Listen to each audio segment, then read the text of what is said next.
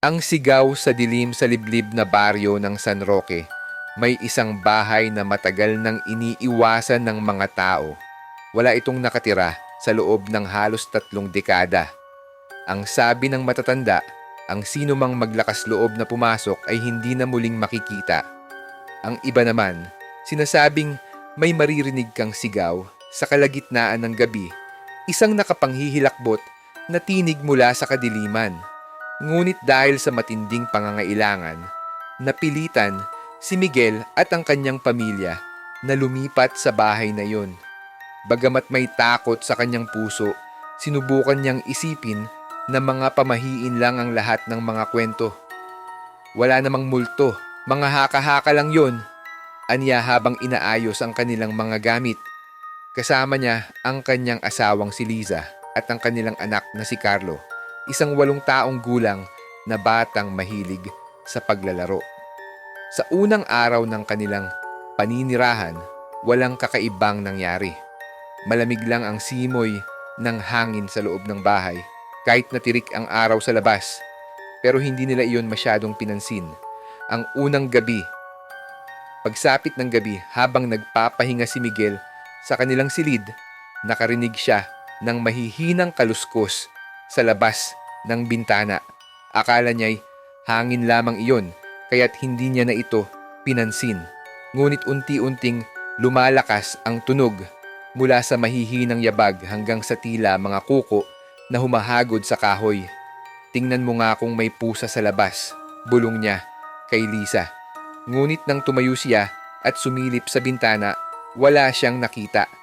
Ang paligid ay nababalot ng dilim at katahimikan.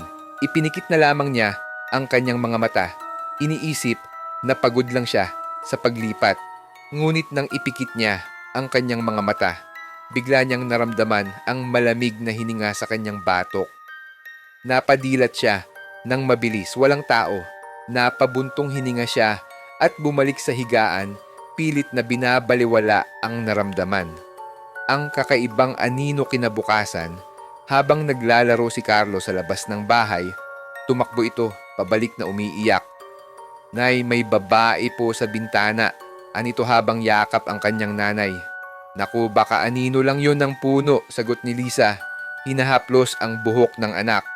Ngunit lumakas ang kabog ng kanyang dibdib nang mapansin niyang maputla at nanginginig ang bata. May babae po talaga, Nay. Ang haba po ng buhok niya, tapos wala po siyang mukha. Napatingin si Miguel sa kanyang asawa. Baka naman guni-guni lang ni Carlo, tanong niya. Pilit nilalabanan ng kaba. Ngunit simula noon, nagbago ang pakiramdam sa loob ng bahay. Laging malamig sa kanilang silid kahit mainit sa labas. Palaging may naririnig silang mahihinang kaluskos sa sahig kahit wala namang naglalakad. At tuwing sasapit ang hating gabi, may isang sigaw na pumupunit sa katahimikan, isang sigaw na nagmumula sa di nila alam kung saan. Ang alamat ng bahay. Sa paglipas ng mga araw, nagdesisyon si Miguel na tanungin ang ilang matatanda sa baryo tungkol sa bahay. Apo, bakit kayo nakatira dyan? Hindi nyo ba alam ang nangyari sa dating may-ari? Tanong ni Mang Pedro, isang matandang nagbabantay sa tindahan. Hindi po, bakit ho? Minsan, may isang babaeng nanirahan dyan kasama ang kanyang anak. Iniwan siya ng kanyang asawa at dahil sa matinding depresyon, nasiraan siya ng bait. Hanggang isang gabi, pinaslang niya ang kanyang anak gamit ang kutsilyo at pagkatapos ay nagpakamatay rin siya. Mula noon may naririnig na sigaw tuwing 12:00 ng gabi. Ang sabi ng mga tao, iyon ang kaluluwa niyang hindi matahimik. Napakagatlabi si Miguel. Ngayon, nagkaroon ng paliwanag ang sigaw na naririnig nila tuwing gabi. Ang bangungot ni Liza. Nang gabing iyon, hindi makatulog si Liza. Ramdam niya ang bigat sa kanyang dibdib na para bang may nakaupo sa kanya. Nang subukan niyang gumalaw, hindi siya makagalaw. At sa gilid ng kanyang paningin, may nakita siyang isang babae. Nakaitim, nakayuko, at may mahabang buhok. Nagsimula itong umiyak. Huwag aalis kayo. Napapikit si Liza. Hindi siya makasigaw, hindi siya makagalaw, hanggang sa naramdaman niyang lumalapit ang nilalang sa kanya. Pagdilat niya, nasa mismong mukha na niya ang babae. Wala itong mata, ilong, o bibig. Puro kadiliman lamang ang mukha nito. At mula sa kawalan, isang malakas na sigaw ang pumuno sa silid.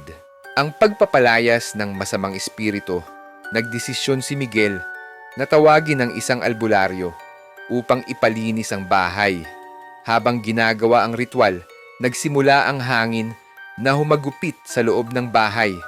Ang kandila ay biglang namatay at isang malakas na halakhak ang umalingaw-ngaw. Hindi siya aalis, sabi ng albularyo. Galit siya. Napatingin si Miguel kay Lisa at Carlo. Kailangan nilang umalis bago mahuli ang lahat. Ngunit bago sila makalabas ng bahay, isang malakas na puwersa ang tumulak sa kanila. Doon nila nakita ang babaeng may mahabang buhok. Nakatingin ito sa kanila, walang mukha, ngunit ramdam ang galit nito. Sa akin lang, ang bahay na ito, bulong nito bago nawala sa hangin. Hindi na sila nag-atubiling lumingon pa. Lumabas sila ng bahay at iniwan ito.